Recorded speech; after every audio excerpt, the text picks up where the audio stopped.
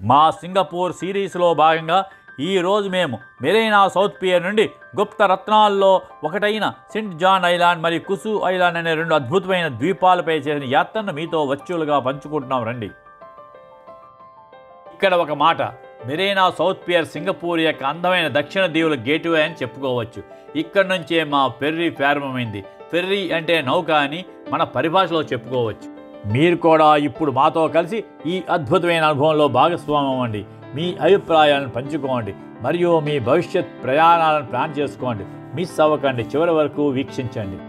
మేము ఉదయం 10 గంటలకు మెరీనా సౌత్ పియర్ వద్ద నౌకను ఎక్కి 10 గంటల 30 నిమిషాలకు సెయింట్ జాన్స్ దీవికి చేరుకున్నాం.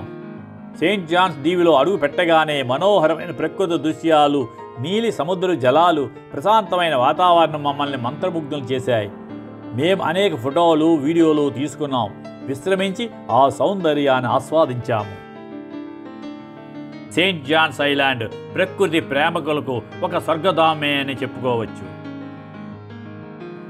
ఇక్కడ మనం ఆస్వాదించగలివి అందమైన ప్రకృతి మార్గాలు, ప్రశాంతమైన పిక్నిక్ ప్రదేశాలు, అద్భుతమైన సముద్ర వీక్షణము. సెయింట్ జాన్స్ ఐలాండ్కు 19వ శతాబ్దం ప్రారంభం నుండి గొప్ప చరిత్ర ఉంది. మలైలో పులావ్ బెల్కాంగ్ మటి అంటే మూతులు వెనక ఐలాండ్ అనే అర్థం. ఈ ఐలాండ్ ప్రారంభంలో ఈ పేరు వచ్చింది. తర్వాత ఈ ఐలాండ్ బ్రిటిష్ పరిపాలకుడు సెయింట్ జాన్ అని పేరుతో పిలిచారు. 20వ శతాబ్దంలో ఈ ఐలాండ్ను కలరా మరియు లెప్రసీ రోగులతో పాటు క్వారంటైన్ కేంద్రంగా ఉపయోగించారు. రెండో ప్రపంచ యుద్ధ సమయంలో ప్రిజనర్స్ను కూడా ఇక్కడ ఉంచారు. అనతి కాలంలో ఈ ఐలాండ్ ఇప్పుడు ఒక శాంతమైన విశ్రాంతి స్థలంగా మారింది. దీనిలో ఆకర్షణమైన ప్రకృతితో, మనోహరమైన బీచెస్తో పర్యాటకుల కోసం ప్రాచుర్యం పొందిన ప్రదేశంగా మారింది.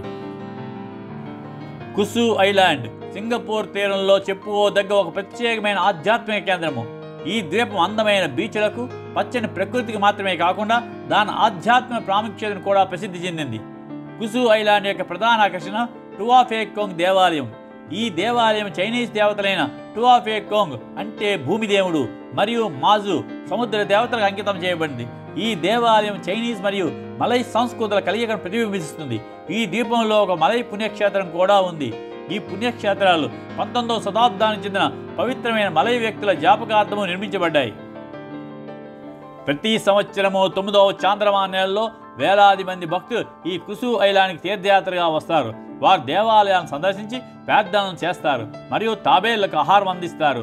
కుసు ద్వీపం కేవలం ఒక ఆధ్యాత్మిక ప్రదేశం మాత్రమే కాదు, ఇది ప్రకృతి ప్రేమికులకు కూడా ఒక స్వర్గధామము. ఇక్కడ ప్రశాంతమైన బీచ్లు, అందమైన ప్రకృతి దృశ్యాలు మరియు ఆహ్లాదకరమైన నడక మార్గాలు ఉన్నాయి.